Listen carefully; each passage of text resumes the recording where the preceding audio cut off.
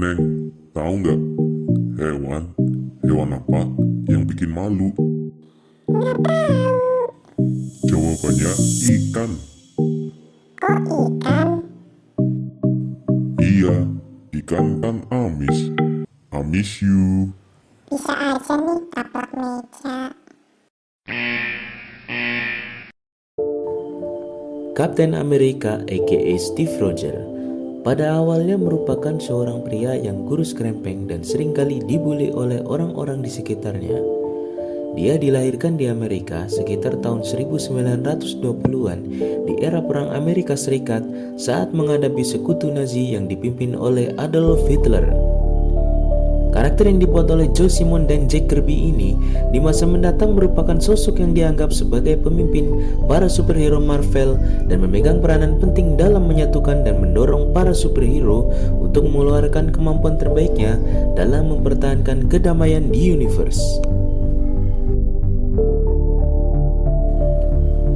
Pria yang akrab disapa Cap ini bukanlah superhero dengan kekuatan yang menyerupai dewa seperti terbang, mengangkat benda-benda besar, regenerasi super cepat, ataupun mengeluarkan ledakan energi dalam bentuk apapun. Namun meskipun begitu, dia masih dapat melakukan hal-hal yang luar biasa, diantaranya melalui kekuatan, ketahanan, dan kelincahannya yang melebihi manusia pada umumnya. Pertanyaan lalu muncul, apakah kemampuan fisik Cap yang menjadikannya pantas sebagai pemimpin Avenger? Menurut Dr. Abraham S. Green, selaku pencipta serum Super Soldier yang merupakan asal-muasal kekuatan Kapten Amerika, Steve dipilih jelas bukan karena Steve adalah orang yang kuat, melainkan justru karena dia lemah. Seperti dikutip berikut ini.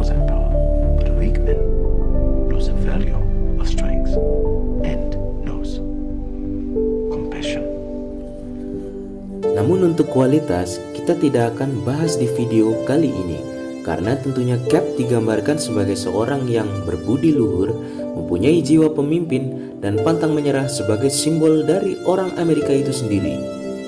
Yang akan kita bahas kali ini adalah sisi lain dari Kapten Amerika yang tampak dalam film Captain America The First Avenger. Apa saja itu? Simak videonya hingga selesai. Yang pertama, gemar mencari masalah. Pada scene di mana Steve sedang menonton film di bioskop, ada seorang penonton yang berteriak meminta film agar segera dimulai. Melihat kejadian itu, Steve yang saat itu belum mendapatkan kekuatan super langsung mengkonfrontasi sang pemuda. Sontak si pemuda merasa emosi dan perkelahian tak seimbang pun terjadi. Untung ada sahabat Steve yaitu Bucky Barnes yang menolongnya. Jika kita perhatikan, tidak ada seorang pun yang meminta Steve untuk melawan atau menyulut emosi si pemuda hanya karena berteriak di bioskop. Yang kedua, menghalalkan segala cara. Steve mempunyai obsesi yang berlebihan untuk menjadi seorang tentara Amerika Serikat, sehingga keinginannya itu mengkonsumsi sebagian besar isi pikirannya dan berpengaruh terhadap perilakunya. Dalam scene pendaftaran untuk menjadi tentara Amerika Serikat, Steve kepergok telah melakukan aktivitas ngibul sampai 5 kali. Dia memalsukan data pribadinya agar dapat diterima ke dalam pasukan. Namun alasan itu jugalah yang salah satunya membuat Dr. S. Green memilih Steve untuk menjadi Super Soldier pertama melalui serumnya. Bayangkan jika kalian sedang mendaftar sekolah, kuliah, ataupun kerja. Kalian mempersiapkan segala sesuatu dengan maksimal dengan investasi pikiran, tenaga, dan waktu yang banyak. Lalu kalian mengikuti segala prosedur dengan baik dan jujur. Lalu entah dari mana ada seseorang yang memasukkan datanya dan dengan minimum effort dengan mudahnya diterima. Apa kalian merasa ini adil? Yang ketiga, tebar pesona. Peggy Carter mungkin merupakan alasan mengapa Cap doyan dengan kehidupan yang lekat dengan kekerasan dan gemar berantem di masa mendatang. Pasca kebangkitannya setelah 70 tahun membeku di dalam pesawat yang jatuh di atas daratan es ketika bertarung melawan Red Skull, Cap bahkan masih belum bisa move on dari kenyataan bahwa Peggy Carter sudah menikah dengan orang lain dan menjadi nenek-nenek. Meskipun sempat berciuman dengan keponakan Peggy, pada akhirnya Cap meninggalkan semua teman-temannya dan memilih untuk kembali ke masa lalu, menghabiskan hidupnya bersama Peggy sekaligus merubah takdir pria yang seharusnya menjadi suami Peggy dan keturunan mereka. Meskipun posesif dan gagal move on, Steve tercatat doyan tebar pesona juga loh. Berikut adalah beberapa scene ketika Steve berusaha menjadi fuckboy.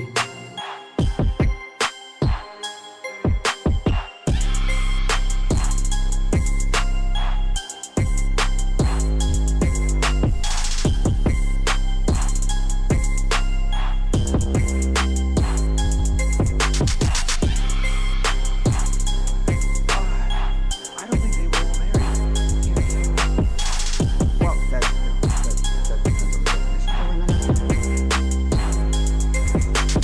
Yang keempat, meninggalkan teman. Steve memang hampir bersedia melakukan apapun untuk melindungi nyawa orang-orang yang tidak bersalah, termasuk mengorbankan nyawanya sendiri. Seperti di saat Cap mengorbankan nyawanya dengan menjatuhkan pesawat yang membawa hulu ledak untuk menyelamatkan para penduduk kota yang terancam.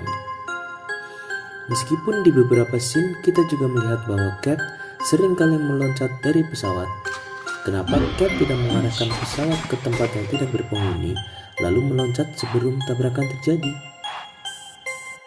Apapun alasannya, berkat tindakan Cap, jutaan nyawa terselamatkan dan Cap berhasil menyelamatkan Hari meskipun dengan tindakan yang nekat.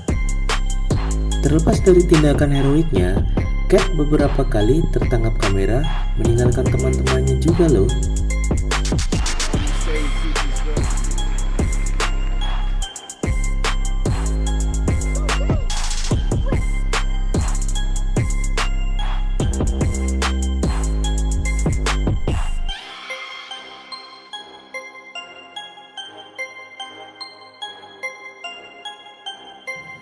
Yang kelima, manipulatif.